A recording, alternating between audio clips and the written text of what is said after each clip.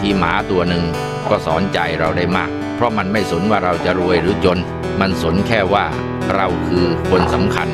ของมันลองมองหาคนที่เห็นคุณค่าที่ตัวเราไม่ใช่สิ่งที่เรามีถ้าพบคนแบบนั้นน่ะจงรักษาให้ดีและเราก็จงเป็นคนแบบนั้นให้ใครสักคนเช่นกัน